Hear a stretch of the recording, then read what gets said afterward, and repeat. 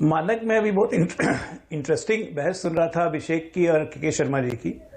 तो मुझे लगता है इसकी आवश्यकता ही नहीं थी के शर्मा जी, क्योंकि अभिषेक जी के तो नेता को 36 घंटे तक पता ही नहीं था कि बजट क्या है। पहला रिएक्शन यही था, अच्छा बजट आ गया है, अभी तो हम देखे नहीं है, देखते हैं फिर जाके बताएंगे, है ना अभिषेक, याद होगा। तो बजट की चर्चा छोड़िए, बजट जो पता होगा तब न। वैसे बता दूं कि 1,22,000 करोड़ बिहार को शुद्ध नकद में मिल रहे हैं टैक्स के प्रावधान से। 8,555 करोड़ रेल के विकास में, कृषि औद्योगिक विकास के लिए बिहार को सिर्फ 27,000 करोड़ मिल रहे हैं। तो तमाम बजट की बातें हैं। तो बिहार का 2.25 लाख करोड़ के बजट में लगभग 1.5 लाख करोड़ सेंटर ही दे देगा। अब बिहार का इंटरनल एक्रूअल क्या होगा वो आगे देखेंगे जब बिहार सरकार अपना बजट पेश करेगी। बहरहाल मुझे ये लगता है मानक कि हर संगठन को और हर सरकार को चाहिए कि अपनी उपलब्धियों को जनता तक पहुंचाए, ये सबसे जरूरी होता है।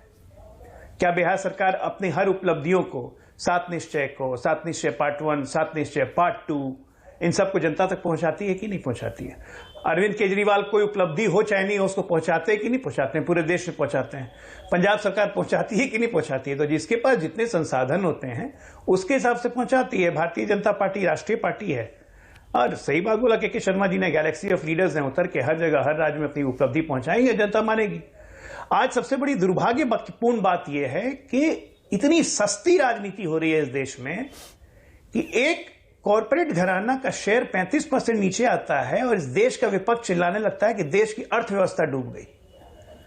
राष्ट्रीय पार्टी चिल्लाने लगती है। एक क्षेत्रीय दल उत्तर प्रदेश का बोलता है कि लोग बैंकों के आगे लाइन लगा के आत्महत्या करना शुरू कर देंगे। क्या अडानी समूह के 35% शेयर गिरने से भारत सरकार की और भारत की अर्थव्यवस्था लड़खड़ा सकती है? और उसके कारण ये 3 दिन पार्लियामेंट नहीं चलने देते हैं। जैसे भी के शर्मा ने बताया कि 262 का नोटिस है, तो भाई नोटिस पहले होगा, उसके बाद ना नोटिस तो तब आएगा जब आप अभिभाषण की चर्चा कर लेंगे, उसके पहले ही। सही कहा उन्होंने। लेकिन क्या अडानी के गिरने से भारत की अर्थव्यवस्था लड़खड़ा जाएगी? जरा सोचिए आप लोग, आपके दर्शक सोचें इसको। मैं मान रहा हूं तो 35% नहीं, अडानी डूब गया मान लीजिए, तो भारत की अर्थव्यवस्था लड़खड़ा जाएगी। LIC के 1% से कम शेयर हैं, SBI के 1% से कम शेयर हैं, वो भी अभी तक प्रॉफिट में। 35% तो पर पहले दिन तो है, अब तो रिकवर हो, इन्वेस्टर भी तो है अजय आलोक। 2.8% नुकसान। क्या प्राइवेट इन्वेस्टर नहीं है? बिल्कुल है, इंडिविजुअल इन्वेस्टर है। एक मिनट, इंडिविजुअल इन्वेस्टर शेयर बाजार में करते हैं तो उनकी भारत सरकार की या किसी पॉलिटिकल पार्टी की जिम्मेदारी नहीं होती है। इंडिविजुअल इन्वेस्टर्स अपने दम पे शेयर बाजार में जोखिम उठाते हैं। म्यूचुअल फंड में भी इंडिविजुअल इन्वेस्टर अपने दम पे जोखिम उठाते हैं। लेकिन सिर्फ एक पॉलिटिकल पार्टी को निशाना बनाने के लिए पूरी की पूरी भारत की अर्थव्यवस्था और देश में कैओस फैलाने के लिए कि लोग आत्महत्या करने लगेंगे, बैंकों के आगे लाइन लग जाएगी, हमारा इटावा में वो हो रहा है। सुना था ना आपने स्टेटमेंट? ये इतनी सस्ती राजनीति। और अब क्या बोलेंगे भाई? मंडे को तो कांग्रेस पार्टी SBI और LIC के दफ्तर के बाहर प्रदर्शन करने वाली थी। उनका तो रिकवरी हो गया साहब। अब क्या कीजिएगा? अब कैसे प्रदर्शन कीजिएगा? 3% घाटा बचा अडानी के शेयर में कल रात तक के फिगर्स के हिसाब से। अब क्या कीजिएगा?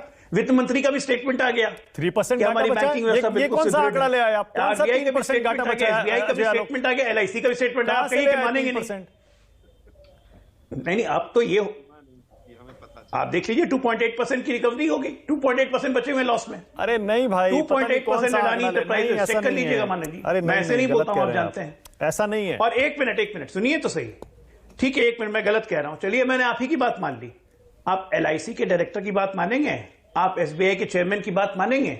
उनकी बात तो मैं नहीं कह रहा हूं, उनका तो स्टेटमेंट आपके पास आया हुआ है ना। लेकिन उस पर इतनी सस्ती राजनीति करना, संसद नहीं चलने देना, राष्ट्रपति का अभिभाषण नहीं पे चर्चा नहीं करना, और वैसी पहली महिला राष्ट्रपति जो अनुसूचित जनजाति से आई हुई हो। ओके, आलोक शर्मा बोलिए भाई, सस्ती राजनीति क्यों कर रहे हैं आप?